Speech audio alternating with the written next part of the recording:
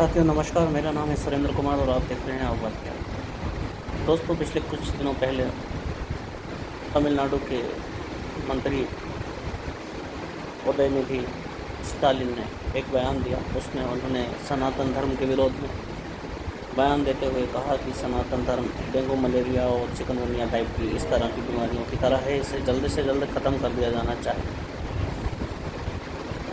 आज हम इस वीडियो के माध्यम से उसी घटना पर थोड़ा सा विश्लेषण करेंगे।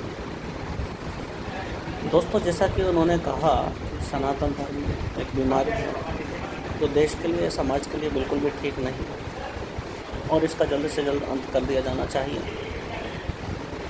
ये बात कितनी सही है और कितनी गलत है, इसका फैसला करना किसी एक व्यक्ति के बस की बात नहीं है। उन्होंने जिस बात से प्रेरित होकर यह बयान दिया, उसमें मुख्य रूप से सबसे बड़ा फैक्टर जातिवाद का ही है। जातिवाद जो वास्तव में हमारे धर्म का, हमारे समाज का एक बहुत ही बड़ा जख्म है और इस जख्म से हमारा समाज सैकड़ों वर्षों से जूझता आ रहा है। हमारे समाज का एक बहुत बड़ा वर्ग इससे लोहा लेता आ रहा है। वास्तव में हमें इस बयान के बाद आत्ममंथन की बहुत आवश्यकता है। हालांकि जो उन्होंने कहा कि इसे मिटा देना बहुत ही अधिक आवश्यक है, इस बात से मैं समर्थन नहीं कर सकता हूँ, क्योंकि जहाँ हमारे समाज में जातिवाद जैसी नापसंद की जाने वाली व्यवस्था है, वहीं हमारे समाज में वैज्ञानिक तथ्यों पर आधारित ढेर सारे ऐसे ग्रंथ हैं जिनका लोहा आज विज्ञान भी मानता है। तो कुल मिलाकर बात इतनी सी ही है कि हम यदि इस बयान को एक तरह से देखें, गौर से देखें, ठीक दृष्टि से देखें, तो हम ये पाएंगे कि जो उन्होंने कहा है, सनातन धर्म समाज के लिए एक डेंगू मलेरिया की तरह बीमारी है और उसको समाप्त करना बहुत ही अधिक आवश्यक है। ये बयान बहुत ही निंदनीय है और नहीं दिया जाने वाला है जैसा बयान, क्योंकि ये बात खुद उदयनिधि स्टालिन भी अच्छी तरह से जानते हैं कि यदि यही बयान आप किसी और विचारधारा के विरुद्ध देते या किसी और विचारधारा के लिए कहते, तो आज आप अपनी जान बचाने के लिए संघर्ष कर रहे होते, जीवन की रक्षा के लिए संघर्ष कर रहे होते। लेकिन हमें इस बात को ना तो इतना ओवर रिएक्ट करके चलना है कि इन्होंने ऐसा क्यों कहा, और ना ही इसको बिल्कुल बुरी तरह से नेगलेक्ट करके चलना है कि हाँ, इस तरह के बयान तो लोग आए दिन देते ही रहते हैं।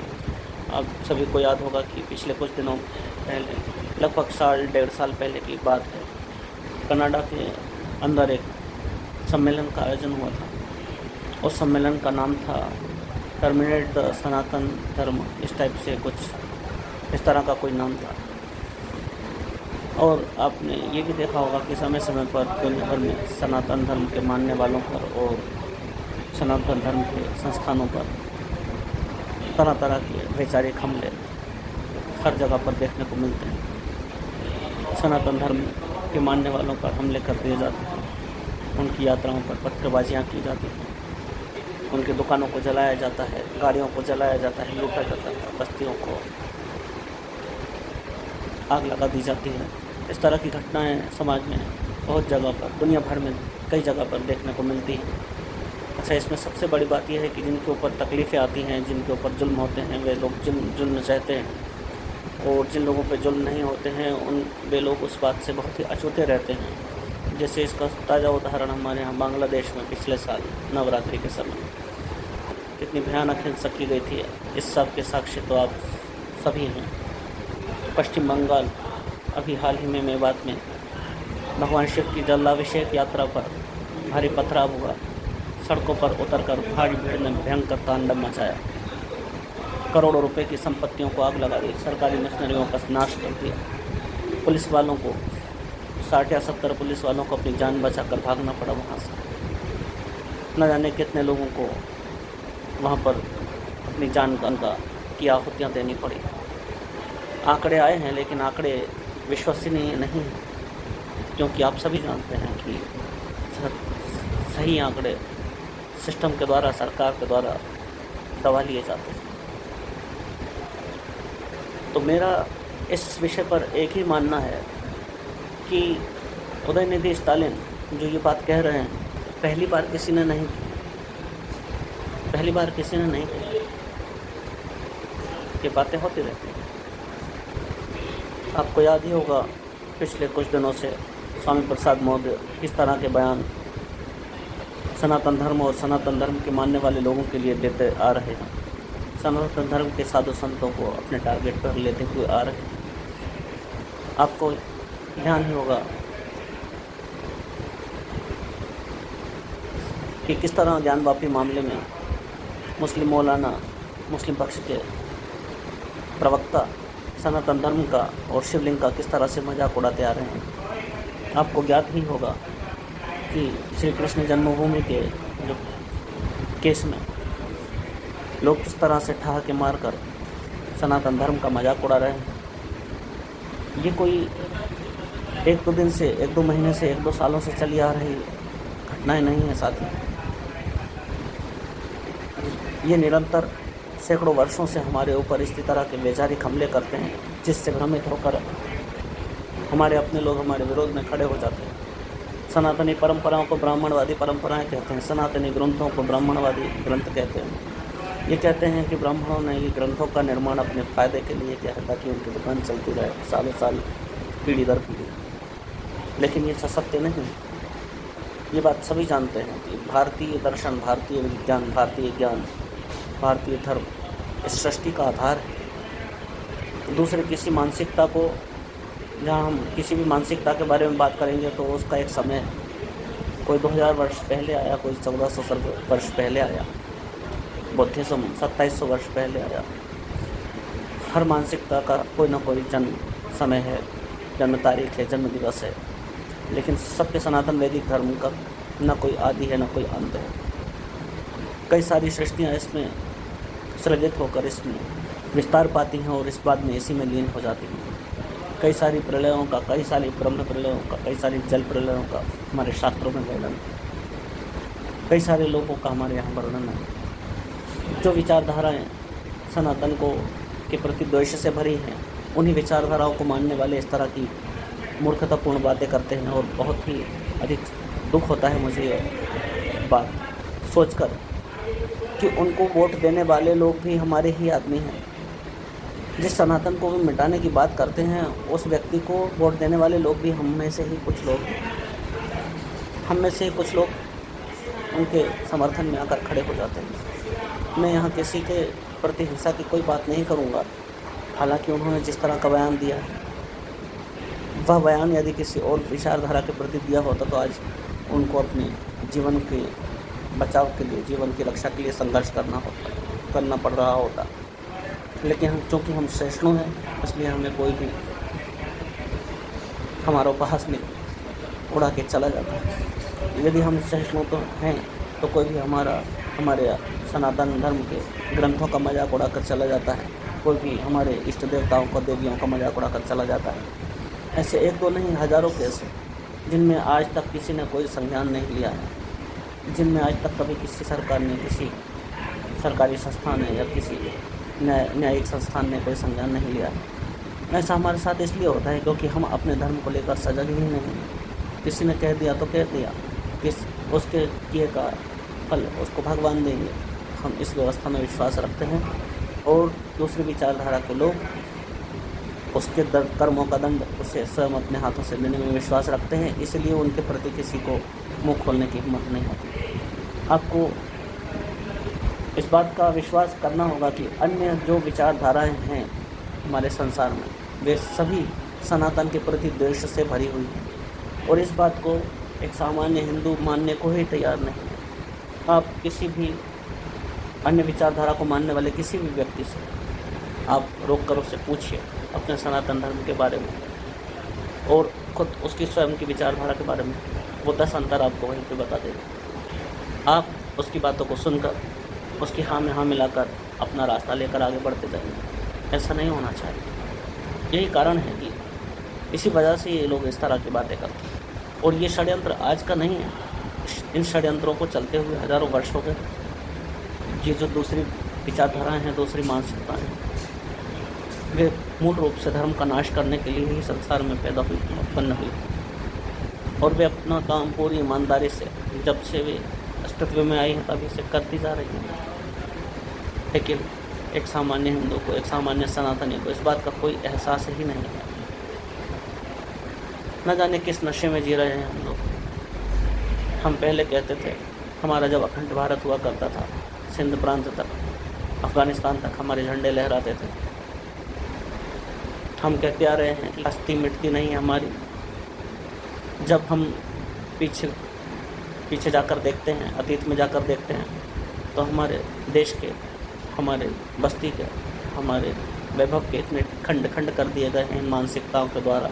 और हम आज भी न जाने किस नशे में हैं। यही कह रहे हैं, हस्ती मिटती नहीं है हमारी। ये अपने आप में एक बहुत ही शर्मनाक बात है। हमें अपने अस्तित्व के लिए लड़ना सीखना ही होगा। कोई भी आकर हमें ज्ञान देकर चला जाता है, कोई भी आकर हमें बांट कर चला जाता है, कोई भी आकर हम पे हंसी उड़ा कर चला जाता है और हम शांत बैठे रहते हैं। क्योंकि उसने जिसकी हंसी उड़ाई वो ब्राह्मण है, उसने जिसकी हंसी उड़ाई वो राजपूत है, उसने जिसकी हंसी उड़ाई वो दलित है, उसने वो वैश्य है। हमें उससे क्या लेना देना। ये सोच हमारे लिए आत्मघाती होती जा रही है।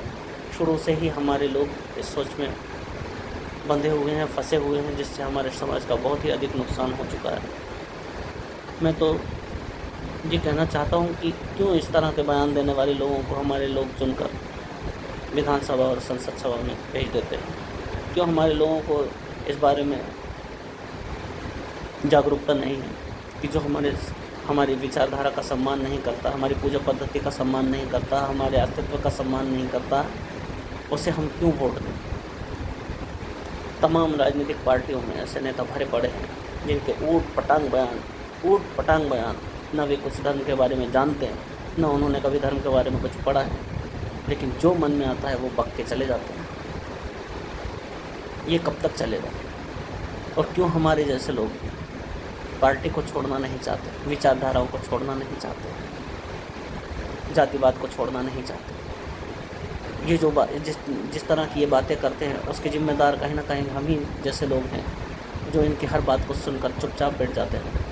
आज सनातन धर्म के प्रति कोई अगर अपमानजनक शब्दों का इस्तेमाल करता है, न उसका संज्ञान सरकार लेती है, न उसका संज्ञान संवैधानिक संस्थाएं लेती हैं, न न्यायिक संस्थान लेते हैं। आप जानते हो ऐसा क्यों होता है? क्योंकि सनातन धर्म को मानने वाला व्यक्ति ही स्वयं उसके प्रति गंभीरता नहीं रखता है। यदि हम स्वयं अपने जीवन में इस चीज़ को गंभीरता से लेंगे तो हमारी बात दूर तक सुनी जाएगी। हमारी बात लोगों तक पहुंचाने का हम संकल्प लेंगे तो हमारी बात सुनी जाएगी। मैं आप सभी से एक ही अपील करना चाहता हूँ कि छुआछूत, जातिवाद, इस तरह की जो पुरानी चीज़ें जो हमारे धर्म को, हमारे समाज को न जाने कब से नुकसान पहुंचाती आ रही हैं, इनका त्याग करें।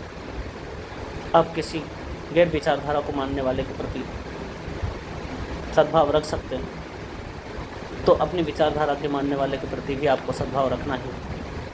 आपको आपके बीच बैठकर उसे ये महसूस ना हो कि मैं गैरों के बीच में बैठा हूँ। इस बात का हमें ध्यान रखना। और जहाँ कहीं इस तरह के बयान आते हैं, चाहे वो राजनेता हो, चाहे वो कोई धर्मगुरु, कोई सामाजिक कार्यकर्ता हो, या हमारे आपके जैसा कोई छोटा मोटा सामान्य सा नागरिक हो, उसका भरचक विरोध कीजिए। जो बात यदि आप जिस बारे में नहीं जानते हैं उसके बारे में जानकारी उठाइए। धर्मशास्त्रों को स्वयं पढ़िए। आप किसी के कहे अनुसार उनकी व्याख्या में उलझिए मत, क्योंकि शास्त्र के अंदर वो बड़ा ही सूक्ष्म ज्ञान होता है। आप जब तक उसका स्वयं अनुसंधान नहीं करेंगे आपको कुछ समझ में नहीं आने वाला। किसी और के कहे पर चलकर आप अपना समय बर्बाद करेंगे, किसी और का भी समय बर्बाद करेंगे। और जब तक आप और हम जागरूक नहीं होंगे, ऐसे ही तुच्छ लोग हमारे धर्म पर, हमारी संस्कृति पर, हमारी भारतीय अस्मिता पर इसी तरह से उंगलियां उठाते रहेंगे। मैं अंत में निवेदन करना चाहता हूँ अपने सभी सुनने वालों से, अपने सभी जानने वालों से, अपने धर्म को लेकर गंभीर हो जाइए। बहुत कठिन समय आने वाला है। आपको भान भी नहीं है कि सनातन विरोधी विचारधारा है आपके लिए क्या मंसूबे बनाकर बैठे। इसलिए इससे पहले कि बहुत देर हो जाए, हमको और आपको सचेत होना होगा। केवल एक उदयनिधि स्टालिन ही हमारा दुश्मन नहीं है। ऐसी बहुत सारी संस्थाएं काम में लगी हुई हैं, बहुत सारे लोग काम में लगे हुए हैं जो हमारी जड़ों को खोदना चाहते हैं, हमें जातियों में बांटकर हमारी अस्मिता को लूटना चाहते हैं, हमारे गौरव को मिट्टी में मिलाना चाहते हैं। एक भारतीय होने के नाते, एक भारतवंशी होने के नाते, एक भारतवासी होने के नाते हम सभी का एक कर्तव्य यही है कि हम अपने देश की मिट्टी से जुड़ी हुई विचारधारा के साथ हो जाएं। कोई भी व्यक्ति जो इस पर उंगली उठाता है उसको मुंह तोड़ जवाब दें। आज का ज़माना डिजिटल ज़माना है। आज आप यहाँ पे कोई बात कहेंगे, आपकी बात को एक न एक दिन आपके विरोधी के कान तक पहुँचने से कोई नहीं रोक सकता। इस ताकत का उपयोग करना शुरू कीजिए। ये अभी समय, वर्तमान समय की मांग है। यदि हमने अभी चेतना को नहीं स्वीकारा तो फिर हमारा भविष्य अंधकार में है। इस बात को हमें स्वीकार करना होगा। इसी आशा के साथ विदा चाहूँगा कि मेरे इस विचार को जितना हो सके उतने लोगों तक पहुँचाइए। देश की सेवा में, समाज की सेवा में, धर्म की सेवा में अपने जीवन से थोड़ा थोड़ा समय निकालकर किसी न किसी माध्यम से जुट जाइए, क्योंकि हर व्यक्ति को इस सेवा में लगना होगा। तभी जाकर हम अपनी संस्कृति की गरिमा को, अपनी विरासत को वापस प्राप्त कर पाएंगे। विदा चाहता हूँ। नमस्कार।